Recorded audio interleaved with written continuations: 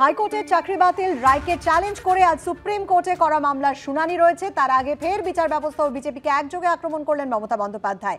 দুর্নীতির দায় স্বীকার করে ফের একবার মুখ্যমন্ত্রীর পদত্যাগ দাবি করলেন তমলুকের বিজেপি প্রার্থী অভিজিৎ গঙ্গোপাধ্যায়। কি হবে এসএসসির বাতিল হওয়া প্রায় 26,000 চাকরিহারার ভবিষ্যৎ? হাইকোর্টের নিয়োগ প্রক্রিয়া বাতিলের রায়ই কি বহাল রাখবে সুপ্রিম কোর্ট, নাকি চাকরি বাতিলের রায় স্থগিতাদেশ দেবে সর্বোচ্চ আদালত?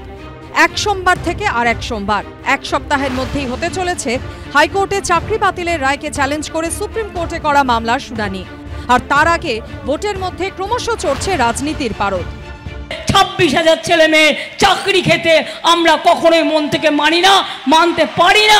আমি আহ্বান করেছিলাম যে এই যে 26,000 প্রার্থী এবং শিক্ষকের চাকরি চলে গেল কোর্টের অর্ডারে, এটার দায় ঘাড়ে নিয়ে আপনি পদত্যাগ করুন।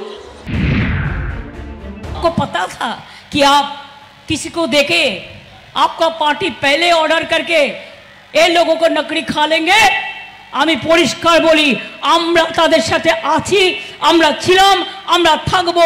চাকরি প্রার্থীদের যদি কারো বিরুদ্ধে কোনো অভিযোগ থাকে তদন্ত হবে, নিশ্চয়ই সংশোধন হবে, কিন্তু তাই বলে 26,000 ছেলে মেয়ে চাকরি খেতে আমরা কখনোই মন থেকে মানি না, মানতে পারি না।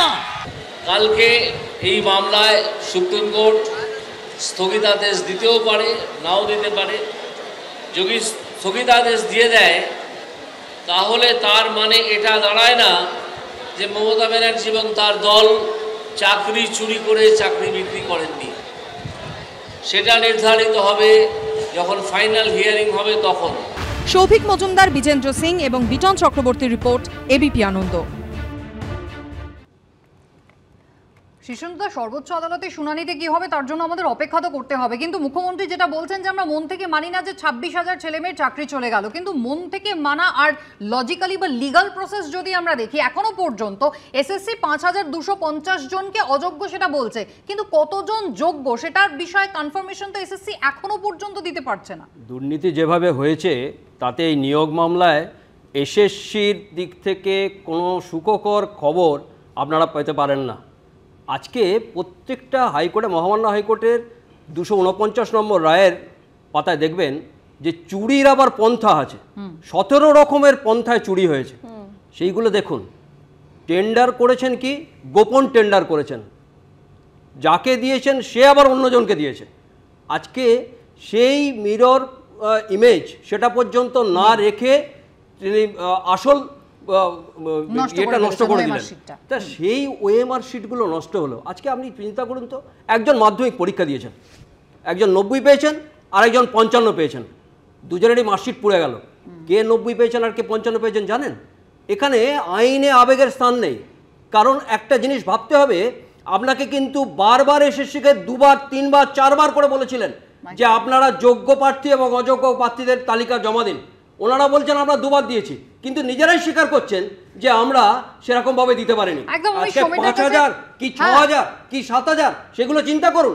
আজকে নিজে আমি খেতে পাচ্ছি না বলে রাস্তার মাঝখানে একটা দোকান করতে পারি না, সেটা অন্যায়, সেটা ভাবতে হবে। আপনারা এই চিন্তাটা করছেন। আজকে সরকার এই দিনের পর দিন, মাসের পর মাস যারা বসে আছে তাদের জন্য সরকার দায়ী, এসএসসি দায়ী। এটা এইমাত্র ভাবতে হবে। একেবারেই সমীরবাবু, এই জায়গায় মুখ্যমন্ত্রী বলছেন আমরা যোগ্যদের পাশে আছি, লড়াই চালাবেন। রাজ্য সরকার ইতিমধ্যে সুপ্রিম কোর্টে চলে গিয়েছে, আজকে রয়েছে শুনানি। কিন্তু মুখ্যমন্ত্রী যখন তার পাশাপাশি এটাও বলছেন যে আমি তো সবটা দেখি না, সবটা আমার হাতে নয়, এসএসসি আলাদা, মাধ্যমিক বোর্ড আলাদা, হায়ার সেকেন্ডারি বোর্ড আলাদা, সবই যখন আলাদা, তিনি যখন দায় নিচ্ছেন না, তাহলে এসএসসি কেন ক্ল্যারিফিকেশন দিতে পারছে না? রাজ্য সরকার তাদের কাছেই বা সেই ক্ল্যারিফিকেশন চাইছে না কেন? কারা সুপার নিউমারারি পোস্ট তৈরি করলো? সেই 5ই মে 2022-এর বৈঠকে কারা কারা উপস্থিত ছিলেন? সিবিআইকে যখন তদন্ত করতে বলা হয়েছে, রাজ্য সরকার সেটা নিয়ে নিজের পক্ষ থেকে এত যখন উদ্যোগ রয়েছে, এত যখন সদিচ্ছা রয়েছে যোগ্য প্রার্থীদের পাশে দাঁড়ানোর, সেই ক্লারিফিকেশন দিচ্ছে না কেন? দেখো কুসুমিতা, একটা কথা স্বীকার করতে হবে যে মানুষের জন্যই কিন্তু আদালত, যেখানে মানুষ সুবিচার পাবে এবং নিরপেক্ষভাবে পাবে। কিন্তু যে বিচারপতি বর্তমানে তিনি বিজেপির পদপ্রার্থী, তিনি বলছেন ঢাকি সমেত বিসর্জন। তিনি চেয়ারে বসেই বলছেন বিচার ব্যবস্থায় তিনি তো নিরপেক্ষ বিচার করবেন। এক বিচার ব্যবস্থা আর যাই হোক রাজনৈতিক ব্যবস্থার অংশ হতে পারে না, এটা হচ্ছে আমার বক্তব্য। স্বাভাবিকভাবে আপনি যে প্রশ্নটা করলেন যে সুপার নিউমারি পোস্ট, পরিষ্কার শিক্ষামন্ত্রী বলছেন যে এক্সট্রা পোস্ট, হ্যাঁ, একটাও সেখানে নিয়োগ করা হয়নি। যে পোস্টটা ছিল 2179টা, এবং আদালত বলেছেন, সরকার এসএসসি, যে আদালত একটা দিশা দেখাক, সরকার সেই পথেই হাঁটবে। যোগ্যদের নিয়ে এসএসসি ইতিবাচক ভূমিকা সত্ত্বেও সেই সুযোগ পায়নি। এইবার ম্যাডাম আপনি যে কথাটা বলছেন নয়, সেখানে কোনো নিয়োগ হয়নি আপনি বলছেন, তাহলে এই এক্সপায়ার্ড প্যানেল থেকে কারা চাকরি পেলেন? আমি আবারও বলছি, না, তাহলে সুপার নিউমারি পোস্টটা তৈরি করার দরকার কি ছিল? সেটা তো মন্ত্রিসভাতেই পারমিশন হয়েছিল। হ্যাঁ, হয়েছিল, কি দরকার ছিল? কিন্তু সেটা কিন্তু অগ্রগতি হয়নি, তার আগে স্টে পড়ে গেছে বিচার ব্যবস্থা। অগ্রগতি হয়নি, স্টে পড়েছে, কিন্তু দরকারটা কি ছিল তৈরি করা? আজকে আপনি যে প্রশ্নটা তুলছেন 5250, পরিষ্কার এসএসসি চেয়ারম্যান বলছে হলফনামা দিয়ে হাইকোর্টের বিচার ব্যবস্থাতে বলছে, হলফনামা দিয়েছেন 2023-এ, হলফনামায় দিয়েছে তিনি 18 তারিখ ডিসেম্বরের, তারপরে 20 তারিখ, তিনটে দিয়েছে। সেখানে কি বলেছে বিচার ব্যবস্থার সঙ্গে রাজনীতিকে জড়িয়ে ফেলার প্রশ্ন তুলছেন সমীর বাবু। বেশ সুদীপ্ত বাবু, আরে যোগ্য কারা সেটা তো বলতে হবে। দাঁড়ান সুদীপ্ত বাবু, আচ্ছা বেশ, সুদীপ্ত বাবু, এবং রাজনৈতিক যোগ্য কারা সেটাই তো এসএসসি এখনো পরিষ্কার করে বলতে পারছে না।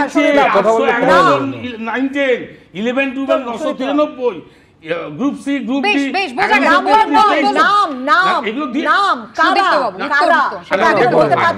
বিচার ব্যবস্থার সঙ্গে রাজনীতি জড়িত তৃণমূল কংগ্রেসের গোড়া থেকে একটাই অভিযোগ মমতা বন্দ্যোপাধ্যায় বারবার বলছেন। দেখুন, এখানে আগে নিয়ম ছিল যে এই যে অ্যান্সার শিট, এটাকে 10 বছর সংরক্ষণ করা হবে। এরা আইন করেছে যে 1 বছর সংরক্ষণ করে তারপর পুড়িয়ে ফেলা যাবে বা ডিস্ট্রয় করে দেওয়া যাবে। ঘটনা হচ্ছে এই যে আইনটা কে করলো? আইনটা করেছে ঢাকি, আর যেহেতু ঢাকি এই আইনটা করেছে সেহেতু ঢাকি সমেত বিসর্জন দিতে হবে। শুধুমাত্র ওই বাচ্চাগুলোকে, আপনি চুপ করুন, আপনার মাঝখানে বলুন, আপনার মাঝখানে বলুন, কেউ যোগ্য না, সবাই অযোগ্য, এবং অযোগ্য আপনারা করেছেন, যোগ্যদের অযোগ্য করেছেন আপনারা, ঢাকি, এবং সেই জন্য ঢাকি সমেত বিসর্জন দিতে হবে, কারণ ঢাকির জন্য আজকে যোগ্যরা অযোগ্য হয়েছে। এটা হয় একমাত্র ঢাকির জন্য। আপনারা মুখ্যমন্ত্রী মমতা ব্যানার্জি আবার এটা হয় না, এই যাদবপুরে ব্যক্তিগত আক্রমণ করবেন না, আপনার সময় আপনি বলবেন। আপনি সভ্যতা যদি বজায় রাখতেন, আপনার ব্যক্তিগত আক্রমণ নয়, আপনার সময় আপনি বলবেন, আপনার সময় আপনি বলবেন। অত্যন্ত অসভ্য, আপনি অত্যন্ত অসভ্য। পূর্ব মেদিনীপুরে গতকালের ছবিটা একবার আপনাদের দেখিয়ে দিন। চাকরিহারা যে 26,000 শিক্ষক রয়েছেন তাদের একাংশকে নিয়ে গতকাল পূর্ব মেদিনীপুরের তমলুকে অবস্থান বিক্ষোভে বসেছিল তৃণমূল পরিচালিত 2 শিক্ষক সংগঠন। গলায় প্ল্যাকার্ড ঝুলিয়ে বিক্ষোভ চলে। সুপ্রিম কোর্টে চাকরি বাতিল মামলার শুনানি শুরুর আগেই কিন্তু বঙ্গ রাজনীতিতে তরজার পারদ ইতিমধ্যেই চড়তে শুরু করেছে।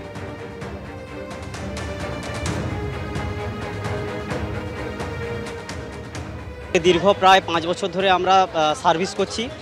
আমরা যোগ্য প্রার্থী, আমরা আমাদের প্রত্যেকের মাস্টার ডিগ্রি, গ্র্যাজুয়েশন, বিএড রয়েছে, প্রত্যেকের ভালো রেজাল্ট রয়েছে। 26,000 ছেলেমেয়ের মোটামুটি চাকরি বাতিলের দিকে গেছে। সেই সমস্ত শিক্ষক শিক্ষিকাদের আমরা পাশে এসে দাঁড়িয়েছি। আমাদের সংগঠনের তরফ থেকে তৃণমূল প্রাথমিক শিক্ষক, তৃণমূল মাধ্যমিক শিক্ষক সমিতির সংগঠনের তরফ থেকে আমরা তাদের পাশে এসে দাঁড়িয়েছি। আগামী দিনে আমরা তাদের জন্য, তাদের হয়ে লড়াই সংগ্রাম চালিয়ে যাব। আমরা অবস্থান বিক্ষোভ লাগাতার চালিয়ে যাব যতক্ষণ না সুপ্রিম কোর্ট থেকে একটা ব্যবস্থা আসবে। হাইকোর্টের ডিভিশন বেঞ্চের রায় এত জ্বালা কেন জানেন? হাইকোর্ট বলেছিল যোগ্য কারা অযোগ্য কারা তালিকা দাও। 5,400 অযোগ্য, এই 5,400কে বাঁচানোর জন্য টাকা তুলেছে 18-20 লাখ করে। এদের বাঁচানোর জন্য 20,000 যোগ্য লোককে বলি দিয়েছে। আমি সুব্রতদার কাছে আসবো। সুব্রতদা, এই যেটা আমরা দেখলাম যে বারবার যে কথাটা হচ্ছে যে নিরপরাধ লোক তারা কেন শাস্তি পাবে, সমীরদা এক্ষুনি বলছিলেন ঠিক কথায়, নিরপরাধ যারা যোগ্য তারা শাস্তি কেন পাবে এই প্রশ্ন সকলের, কিন্তু যোগ্য অযোগ্য ডিফারেন্সিয়েটটাই তো এখনো পর্যন্ত এসএসসি করে উঠতে পারছে না। এই যে হলফনামার কথা, 3-3টে হলফনামা দেওয়া হয়েছে, হলফনামার কথা এসএসসি বলছে, কিন্তু সেখানে শুধু নাম্বার দিলে তো হবে না, তারা কারা অযোগ্য কারা যোগ্য সেটাই তো এসএসসি ক্লিয়ার করতে পারছে না এখনো। দেখুন, প্রথম কথা হচ্ছে এসএসসি একটা আলাদা, এই মাধ্যমিক শিক্ষা পর্ষদ আলাদা, এগুলো সবাই আমরা জানি। যেমন চিড়িয়াখানা আলাদা, ওখানে সিংহ আলাদা, তার প্রসব হয় ওনার অনুপ্রেরণায়, ফলে ওনার অনুপ্রেরণা ছাড়া কিছু হয় না। এই যে কোর্ট বারবার বলছে, এটা খুবই দুর্ভাগ্যের যে ওইখানে 26,000-এর মধ্যে নিশ্চিতভাবেই যোগ্য যারা আছেন তারা আছেন, এবং তারাই সিংহভাগ আছেন যারা যোগ্য। অযোগ্যদের সংখ্যাটা সিংহভাগ নয়। কিন্তু এই যে শুধু সংখ্যা বলে, নাম না বলে, এই যে গোটা মানে কনস্পিরেসিটা একদম রাজ্যের প্রশাসনের প্রধান থেকে শুরু করে এসএসসি চেয়ারম্যান অবধি, এই যে ভিসিআর সার্কেল চাকরি চুরির এবং এই সুপার নিউমেরিক পোস্ট তৈরি করে তাদেরকে বাঁচানো, যারা এলাকায় টাকা তুলেছে তৃণমূলের নেতারা, সেই টাকা তো গেছে কালীঘাটে। তাই তাদের রক্ষা করার জন্য এই সুপার নিউমেরিক পোস্ট, এখন যেটা দরকার, যোগ্যদের চাকরি রক্ষা করতে হবে, যে কোনো মূল্যে লড়াই করে রক্ষা করতে হবে, নিয়ে দ্বন্দ্ব নাই। আনন্দপুরে পোস্টার ব্যানার লাগানোর সময় বিজেপি নেত্রীকে কোপানোর অভিযোগ উঠল তৃণমূলের বিরুদ্ধে। প্রতিবাদে রবিবার দুপুর 2টো থেকে রাত 2টো টানা 12 ঘন্টা আনন্দপুর থানার সামনে অবস্থান বিক্ষোভ দেখানোর পর উঠলেন বিজেপি নেতৃত্ব। রাত 1:30 নাগাদ বিজেপি নেতা শিশির বাজোরিয়া এসে থানার অফিসার ইনচার্জের সঙ্গে বৈঠক করেন। পরে দক্ষিণ কলকাতার বিজেপি প্রার্থী দেবশ্রী চৌধুরীও কথা বলেন। আশ্বাস দেওয়া হয় মূল অভিযুক্ত গ্রেফতার হবে, সেই সঙ্গে উপযুক্ত ধারাও সংযোগ করা হবে। আশ্বাস পেয়ে রাত 2টো নাগাদ বিক্ষোভ তোলেন তারা। আজ তারা গোটা বিষয়টি নিয়ে নির্বাচন কমিশনের দ্বারস্থ হবে।